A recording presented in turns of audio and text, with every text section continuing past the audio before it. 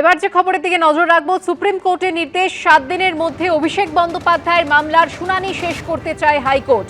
আগামীকালই মামলার শুনানি করতে চায় কলকাতা হাইকোর্ট। চিকিৎসার জন্য বিদেশ যাওয়ার আর্জি জানিয়েছিলেন অভিষেক বন্দ্যোপাধ্যায়।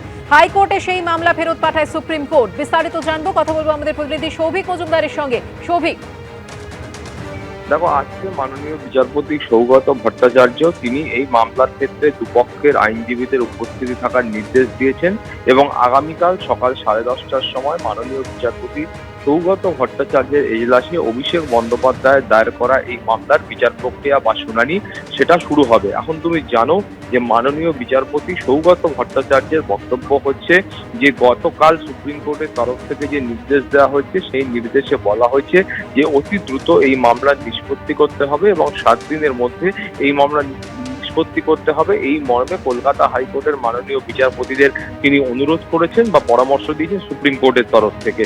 ফলে সেই মোতাবেকই মাননীয় বিচারপতি সৌগত ভট্টাচার্যের বক্তব্য হচ্ছে যে তিনি চান আগামী 7 দিনের মধ্যে যেন এই মামলার নিষ্পত্তি তিনি করতে পারেন এবং সেই জন্যই আগামীকাল সকাল 10:30টার সময় তার এজলাসে এই মামলার বিচার পর্ব শুরু হবে।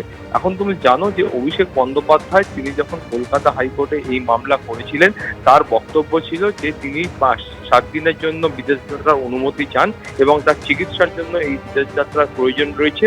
ফলে সেই কারণেই তিনি কিন্তু এই অনুমতি চাইছেন। এখন অভিষেক বন্দ্যোপাধ্যায় এই মামলা করার পর থেকে পূর্ণাঙ্গ যে তার বিচার প্রক্রিয়া বা শুনানি সেটা কিন্তু এখনো কলকাতা হাইকোর্টে শুরু হয়নি। মাননীয় বিচারপতি সৌগত ভট্টাচার্য তিনি মত প্রকাশ করেছিলেন যে অভিষেক বন্দ্যোপাধ্যায়ের যে চিকিৎসা রয়েছে সেই চিকিৎসা এ রাজ্যেই হোক এবং সেটা প্রয়োজন হলে তিনি এসএসকেএম হাসপাতালে বিশেষ মেডিকেল বোর্ড গঠন করার জন্য তিনি নির্দেশ দেবেন এবং সেখানে বিশেষজ্ঞ চিকিৎসকরা থাকবেন।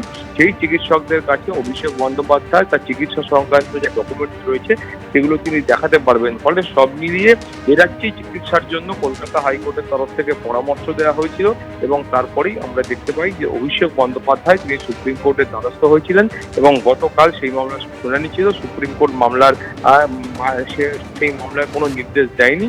সুপ্রিম কোর্টের মাননীয় বিচারপতিরা এই মামলাকে কলকাতা হাইকোর্টে ফেরত পাঠিয়েছিলেন। ফলে সুপ্রিম কোর্টের সেই নির্দেশ বা পরামর্শ মেনেই আগামী 7 দিনের মধ্যে এই মামলা নিষ্পত্তি করা হবে এমনটাই মাননীয় বিচারপতি সৌগত ভট্টাচার্য জানিয়েছেন এবং আগামীকাল থেকেই তার বিচার প্রক্রিয়া শুরু হবে। ধন্যবাদ সৌভিক।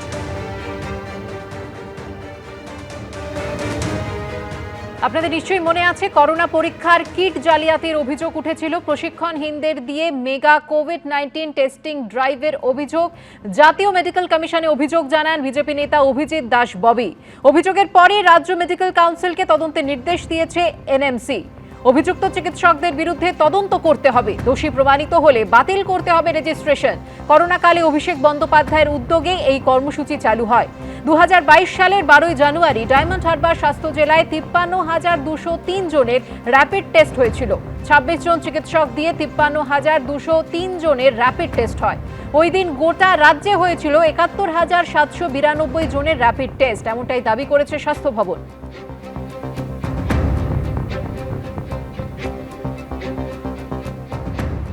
ন্যাশনাল মেডিকেল কমিশন থেকে একটি ইমেল আসে যেটা ওয়েস্ট বেঙ্গল ন্যাশনাল মেডিকেল কাউন্সিলকে পাঠানো হয়েছে। আমার যে কমপ্লেন্ট আছে সেই কমপ্লেন্টের ভিত্তিতে যেন তদন্ত করা হয় এবং অ্যাকশন নেওয়া হয়।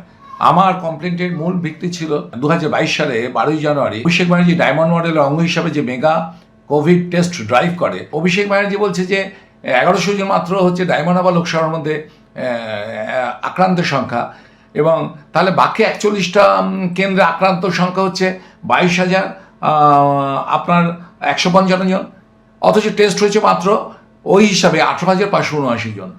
তাহলে 18,579 জনের টেস্ট হলো আর ICMR এর ডেটা লগে আপলোড হয়ে গেল যে 22,155 জন আক্রান্ত। তো তারা কারা ডেটা লগ কন্ট্রোল করেছিল, কারা আপলোড করেছিল, কোন ডাক্তারের সঙ্গে জড়িত? এবিপি আনন্দ, এগিয়ে থাকে, এগিয়ে রাখে।